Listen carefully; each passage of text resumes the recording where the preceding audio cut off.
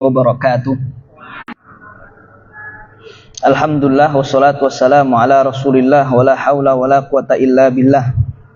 Allahumma alimna ma yanfa'una wanfa'na bima 'allamtana wa zidna ilma walhamdulillahi ala kulli hal. Monggo sareng-sareng bapak-bapak, ibu-ibu jamaah ingkang Allah muliaken, kita mulai pengajian ing dalu menika dengan bacaan basmalah.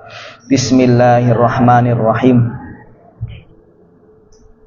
Ini jamnya tepat Pak Farid?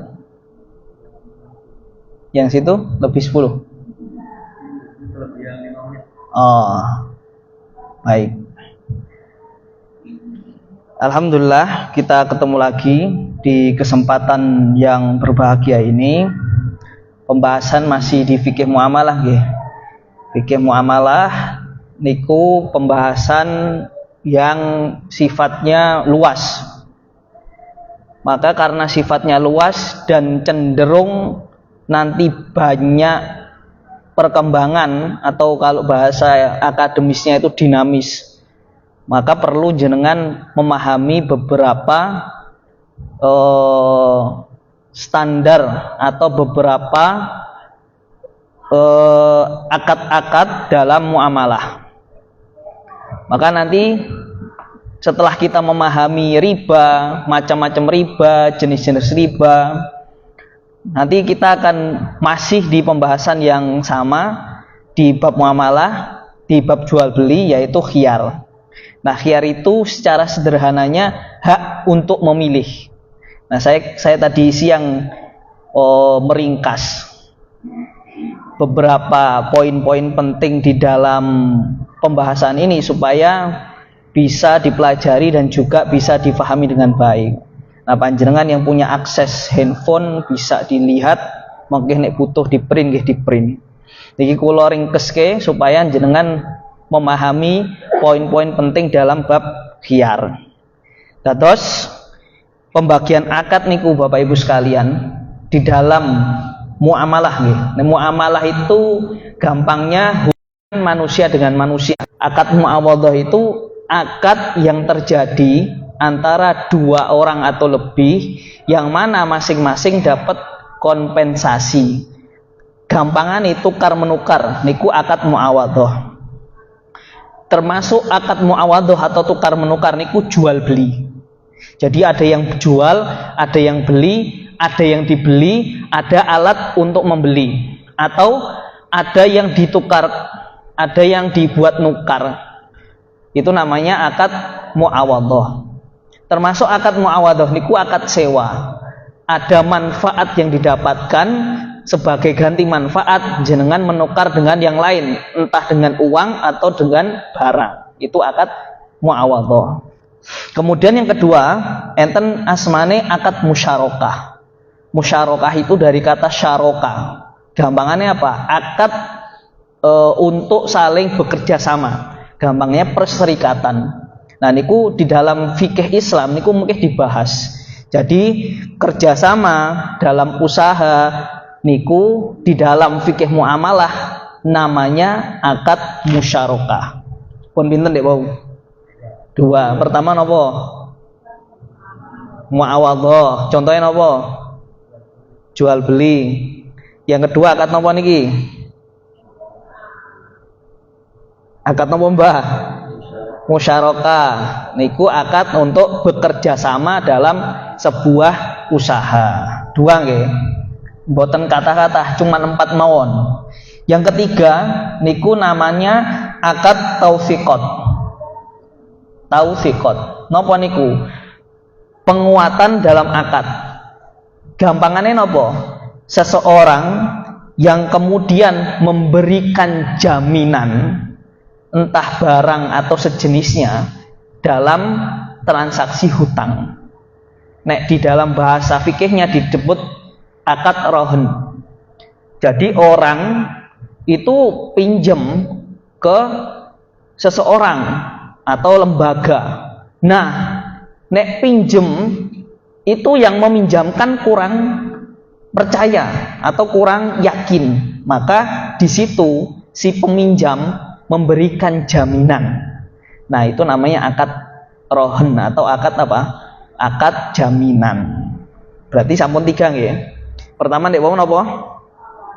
Kedua musyarakah, ketiga taufiqat. Taufiqat itu akad jaminan, penguatan untuk akad tertentu. Akadnya apa?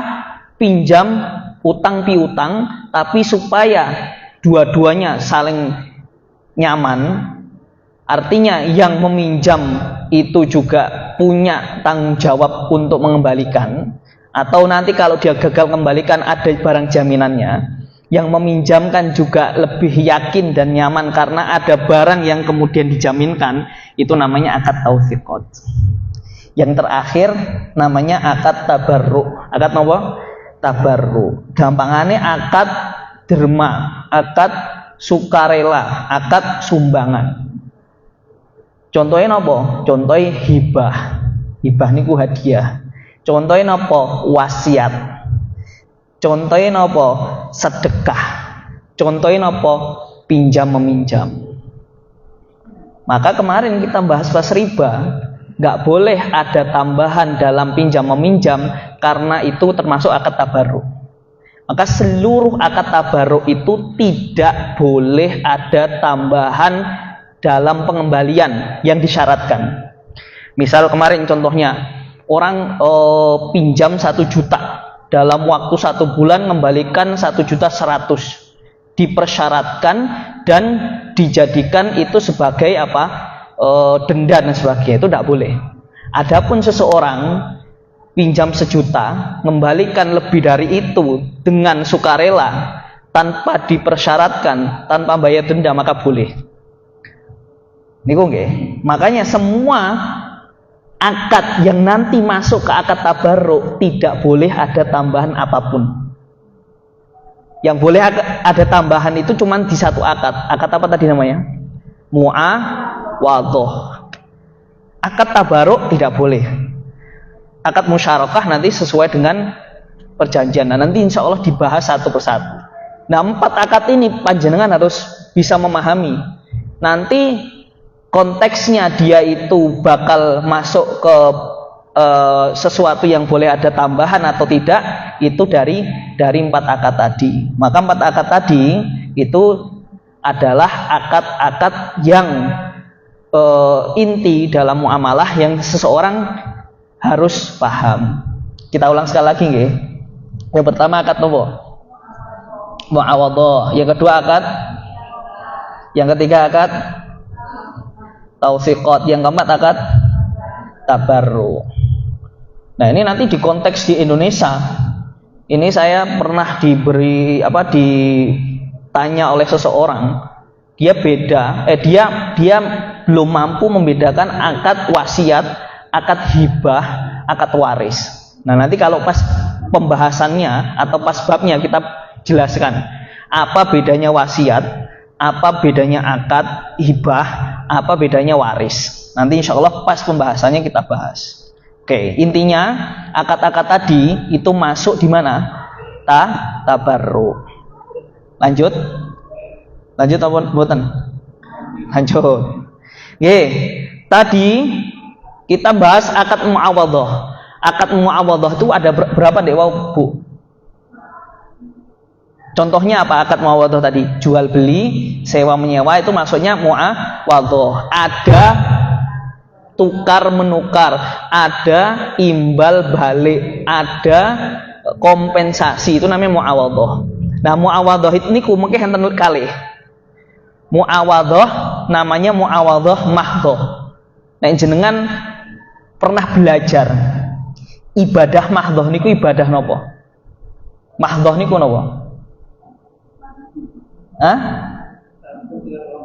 Mahdhah sama ghairu mahdhah. Ibadah mahdhah niku napa?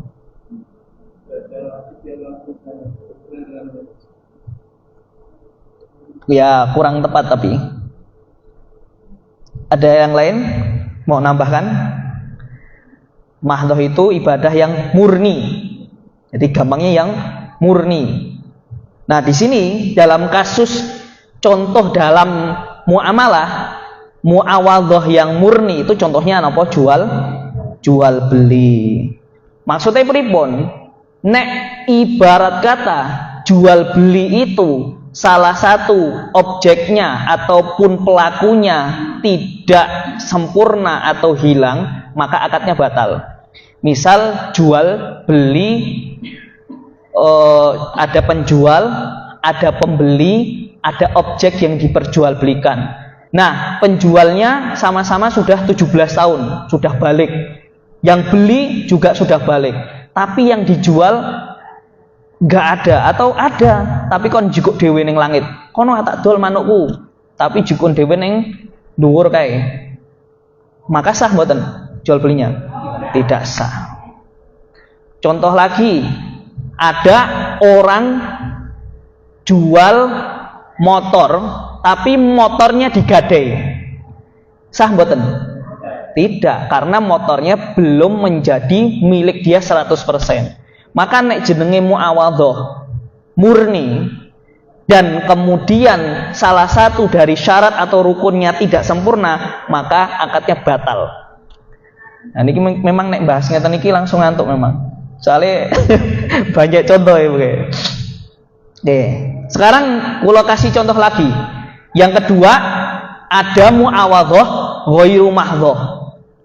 Ada akad tukar menukar yang tidak murni. Niku nek ten mriki maksudnya adalah ada suatu akad yang ketika satu objek atau pelakunya itu hilang, tidak serta-merta membatalkan akadnya. Nah, paling gampang itu adalah pernikahan. Akad pernikahan tanpa menyebut maharnya, atau maharnya tidak ditaruh di pas akad. Ada nggak? Ada. Sok kadang malah nikah ke mempelai putrinya nggak ada di tempat. Sah nggak? Sah. Makanya itu namanya muawadhah ghairu mahdhah. Atau tadi ibarat kata nikah kok maharnya tidak disebutkan. Maka dalam Islam nanti kalau ada orang yang menikah maharnya tidak disebutkan, maka nanti berlaku mahar mithal. Mahar mithal itu adalah mahar yang disesuaikan dengan kebiasaan masyarakat di situ. Misal kalau di daerah Klaten itu, kalau nikah itu rata-rata maharnya minimal 10 juta misal. Berarti kalau si mempelai pria ketika akad tidak menyebutkan mahar secara spesifik, berarti nanti dia memberikan maharnya senilai 10 juta. Itu akad muawadhah ghairu mahdhah. Ya ini pernikahan itu mirip-mirip dengan jual beli ya, secara nggak langsung, dalam arti secara bentuknya itu mirip gitu. Walaupun ya gampangnya transaksionalnya mirip gitu. Orang itu ketika menikah itu kan seperti transaksi. Gampangnya ya, Anda seorang laki-laki nikah dengan perempuan, sah pernikahannya karena ada mahar. Nah, sah karena mahar tadi seperti jual beli gitu. Baik. Terakhir ini untuk klasifikasi nggih. Niki supaya nanti ketika bahas khiyar niku lebih jelas. Terus akad itu, Bu, ada yang boleh dibatalkan, ada akad yang nggak boleh dibatalkan. Nek akad nggak boleh dibatalkan, itu namanya akad lazim. Jadi akad yang nggak boleh dibatalkan, namanya akad apa tadi? Akad lazim. Contohnya akad jual beli tadi. Misal orang beli mic misalnya, atau beli barang di toko. Ketika si penjual menjual barang dan pembeli membeli barang itu tadi, dan kemudian terjadi deal harga, kemudian masing-masing sudah pergi pada majelis itu, maka akadnya lazim. Artinya tidak boleh nanti salah satu membatalkan jual beli itu tanpa yang lain. Jadi nggak boleh misal seseorang jual misal yang HP, beli HP di counter gitu. Ketika dia sudah deal harga, sudah membayar, dia pulang, kemudian dia ngerasa wah nggak cocok nih, aku balikkan lagi barangnya, nanti biar uangku kembali. Nggak boleh, karena pada hakikatnya akad jual beli yang sudah terjadi dan sudah sepakat harga dan barang sudah diterima, adapun penukaran uangnya sudah diterima, maka tidak boleh dibatalkan. Maka akad seperti itu namanya akad lazim. Ada nggak akad yang boleh dibatalkan sepihak? Ada, namanya akad jaiz. Contohnya, misal seorang pengacara yang dia mewakili nek orang ke pengacara itu biasanya kan mewakili seseorang ya, kliennya lah. Orang mewakili seseorang itu namanya akad jaiz. Maksudnya pripun? Suatu saat si klien itu kemudian nggak mau melanjutkan lagi atau membatalkan sepihak, itu boleh. Apa ya contohnya ya Pak yang lebih gampang Pak?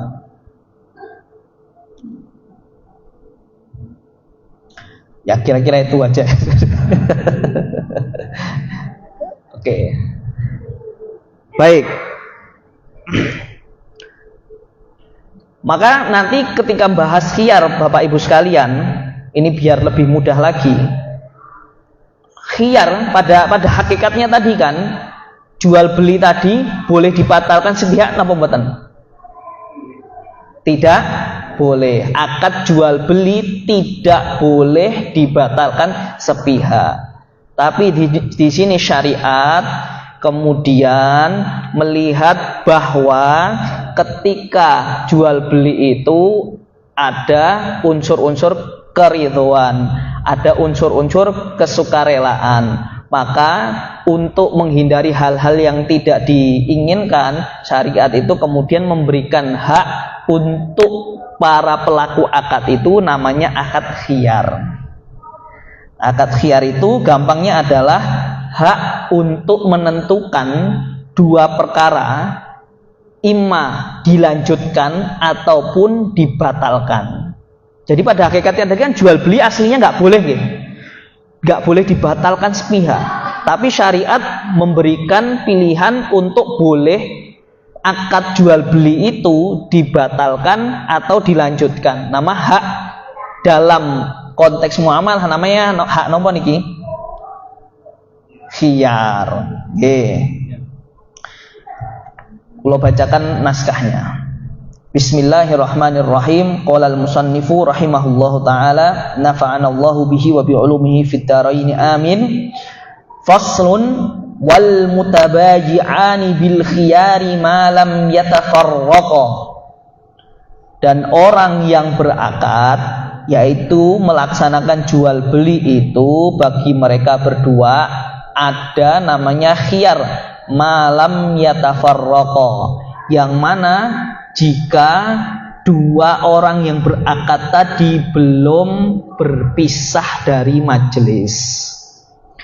Maka nanti di pembahasan khiyar ini ada 3 jenis khiyar.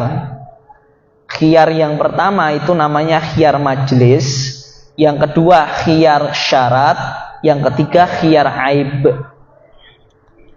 Khiyar majelis itu adalah hak penjual atau hak bagi pembeli untuk memilih melanjutkan akad atau membatalkannya selama keduanya masih dalam satu majelis atau transaksi dan belum terpisah.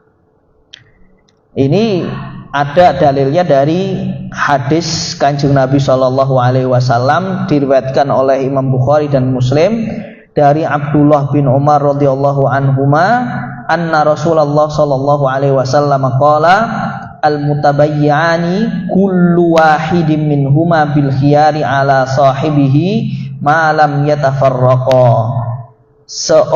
Dua orang yang melakukan transaksi akad itu masing-masing punya hak khiyar, masing-masing memiliki hak khiyar. Tadi kita bahas aslinya jual beli itu dia itu akadnya lazim. Lazim niku napa? Tidak boleh dibatalkan. membatalkan, dan dia juga mahdoh. Mahdoh itu tidak boleh kemudian salah satu membatalkan tanpa persetujuan dua orang. Nah, di sini syariat kasih hak tadi asal masih di satu majelis. Misal ada orang mau jual, mau beli apa ya, di pasar hewan, misal di pasar hewan orang mau beli kambing. Setelah dilihat kambingnya, kemudian sudah deal harga. Nah, di situ penjualnya kemudian mikir lagi, wah eman-eman iki wedhusku wedhuse limited edition, tidak ada bandingannya. Rasido wis, padahal di majelis itu tadi sudah didilan harga, sudah ngecek, pembelinya sudah seret, mau transfer, bilang penjualnya, Rasido tak dol, eman-eman tak delok iki enggak kambingnya ganteng misalnya, enggak sido didol gitu. Boleh itu. Nah, kita kan kadang enggak penaan kan, wah wis didilan harga mosok rasido. Padahal di situ jenengan punya hak. Begitu pula pembeli sudah nego nyang-nyangan rego. Kira-kira rego wedhuse 3 juta, wah aja 2,5 juta. Udah debat alot masalah nego harga, pas mau deal kata pembelinya, rasido lah, mau sesuk aku meh bayaran anakku. Itu kan kalau orang kita kan ngerasa nggak enak kan, ataupun rasanya rasa nggak enak lah. Padahal di sini dalam konteks syariat itu ada hak khiyar, asal masih di majelis, belum dipisah. Ya standarnya majelis misal ya belum keluar dari toko misal, atau belum pulang gitu, masih di tempatnya, walaupun sudah nego harga, bahkan udah ngasih uangnya nggak jadi, nggak apa-apa. Itu sesuatu yang tidak kemudian melanggar syariat seperti itu. Jadi kalau gampangnya ya, akad ini ya memang akad yang bisa terjadi di jual beli dan dalam konteks yang sama-sama sukarela. Artinya belum terpisah dari majelis seperti itu. Kemudian yang kedua ada namanya khiyar syarat. Walahuma an yashtarito al khiyara ila salasati ayyam. Yang kedua, dan tadi orang yang berakad itu ketika kemudian punya hak untuk membatalkan jual beli dalam waktu 3 hari, namanya khiyar syarat. Gimana konteksnya? Konteksnya misal seseorang menjual handphone misal, kemudian dia make dulu 3 hari itu. Nanti kalau udah 3 hari, pilihannya 2 tuh, antara mau dilanjut dijual atau mau nggak jadi, nggak apa-apa. Nah itu boleh itu juga diperbolehkan. Syaratnya memang ketika akad tadi sudah dijelaskan. Oke, pembeli saya kasih waktulah, nggak usah cepet-cepet. Nanti misal minimal, nggak ada minimal. Tapi kalau dalam pembahasan di sini dalam mazhab Syafi'i dikasih waktu 3 hari. Walaupun nanti di konteks yang lebih luas ya tergantung dengan persetujuannya. Bisa lebih dari 3 hari, bahkan bisa tahunan, atau bisa tergantung dengan kesepakatan di awal. Nah, misal contohnya di sini 3 hari, saya mau jual mobil misal, atau tadi HP. Nanti HP-nya dibawa dulu, tidak apa-apa. Nanti 3 hari kemudian silahkan kita deal-dealan, jadi beli atau enggak. Nah, dalam hal ini itu juga diperbolehkan.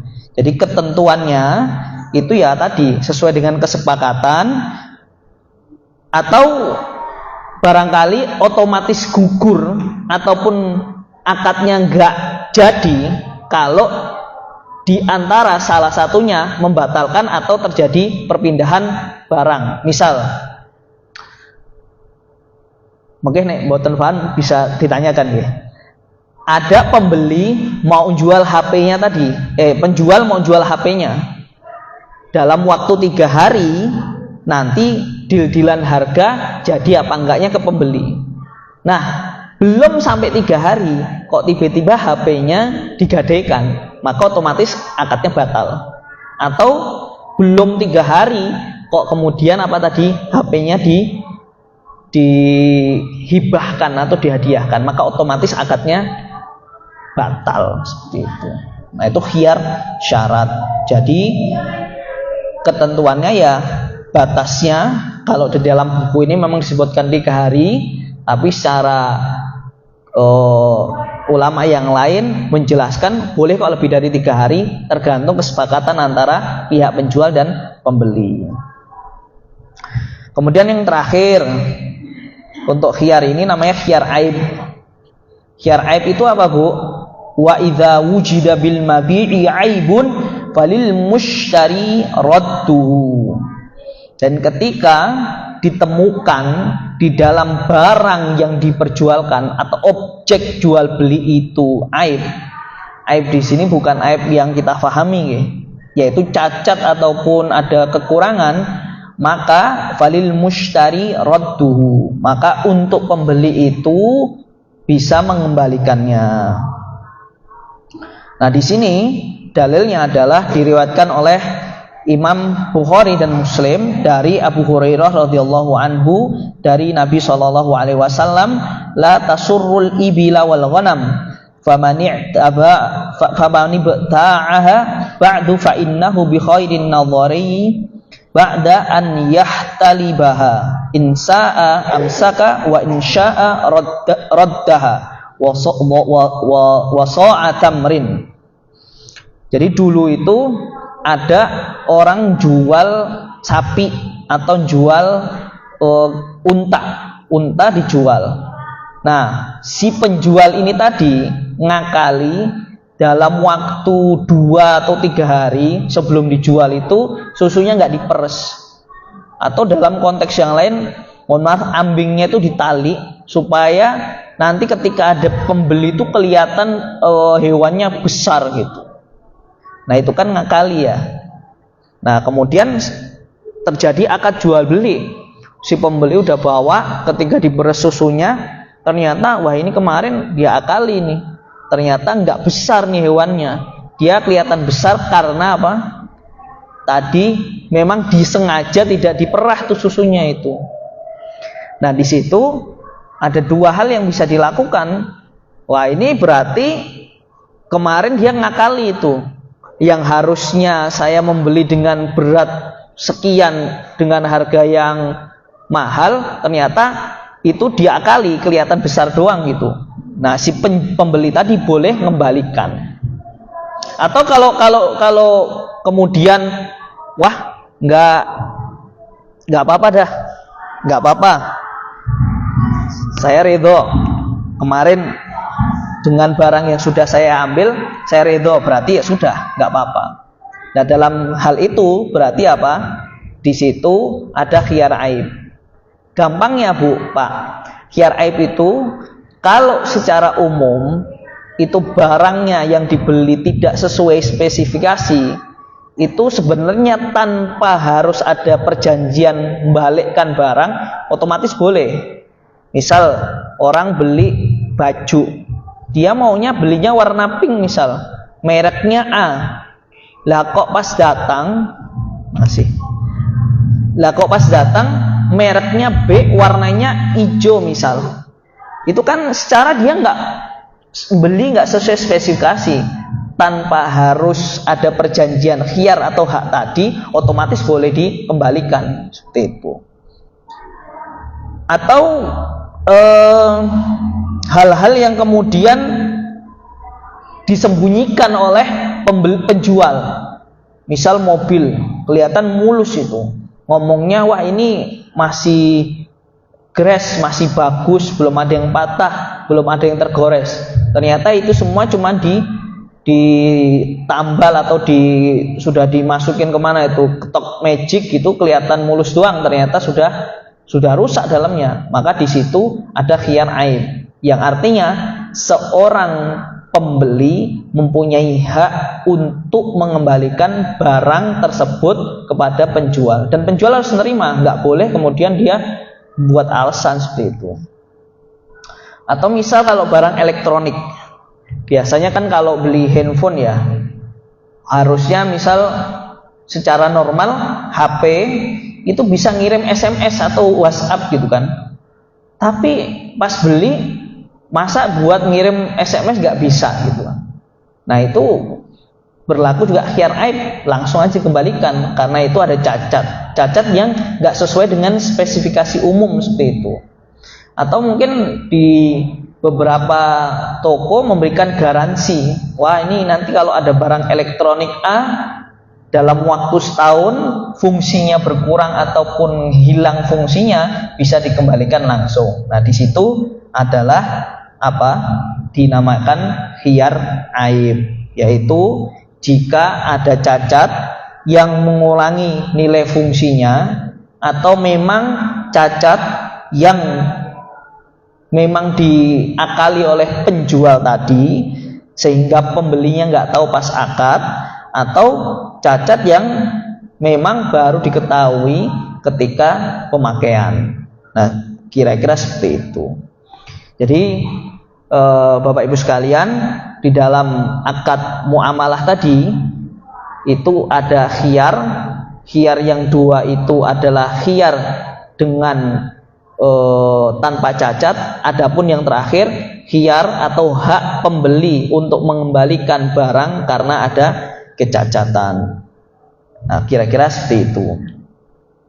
Ini ada penjelasan beberapa yang terakhir, saya kira nanti dibahas untuk pertemuan selanjutnya saja karena tidak ada kaitannya secara langsung, walaupun di pasal dimasukkan oleh penulis, tapi insya Allah dibahas untuk pembahasan selanjutnya mawon insya Allah.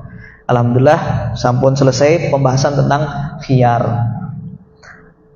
Monggo kalau ada yang mau diperjelas nopo ditanyakan monggo, atau yang kemarin belum jelas bisa ditanyakan juga.